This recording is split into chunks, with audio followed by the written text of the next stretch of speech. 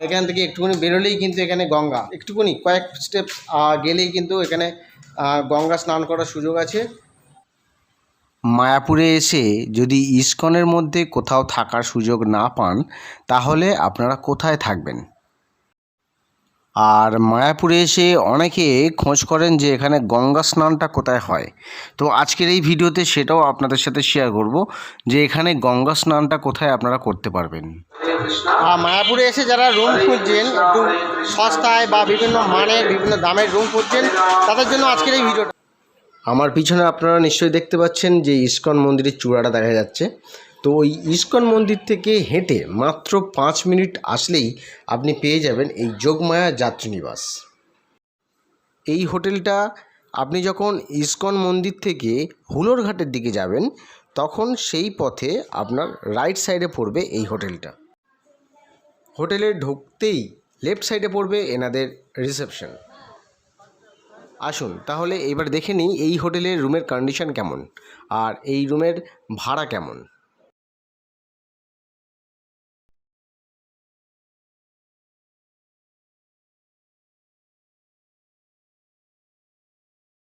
এই রুমে যে বেডটা রাখা আছে এই বেডে 3 জন অ্যাডাল্ট তো থাকতে পারবেই, তার সাথে এই বেডের সাথে একটা ড্রয়ার সিস্টেম আর একটা বেড রাখা আছে, যে বেডেও আর একজন থাকতে পারবে।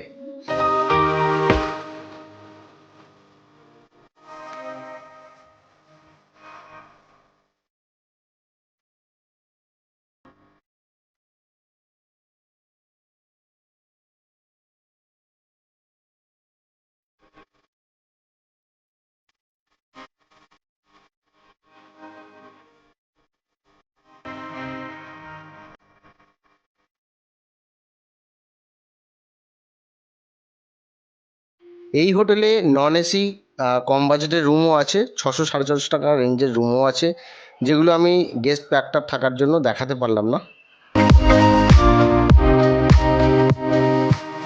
আর এই রুমের ওপরের হল থেকে দেখা যাচ্ছে দূরে ওই গঙ্গা, ওইটাই হচ্ছে গঙ্গা এবং এখানে স্নান করা যায়।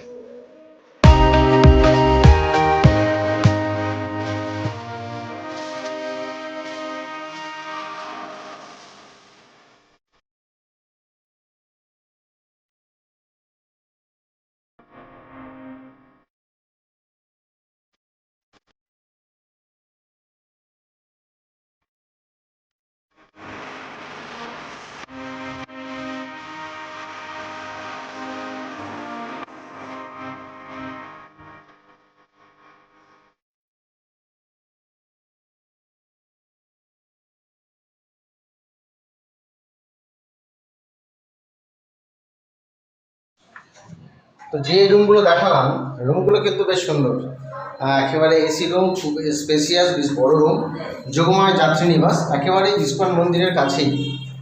তো এবার জেনে নিই এই রুমে থাকতে গেলে এই রুমগুলোর ভাড়া কেমন।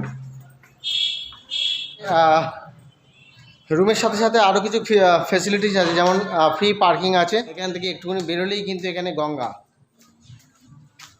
এই যে ফ্রি পার্কিং জোন, আর ওই দূরে দেখা যাচ্ছে গঙ্গা। নিবাসের যে রুম দেখালাম, যে রুমগুলো তো যথেষ্ট স্পেশিয়াস, যথেষ্ট সুন্দর রুম। তাহলে এই রুমে থাকতে গেলে ভাড়া কেমন পড়বে আমার সেটা এবারে জিজ্ঞেস করবো।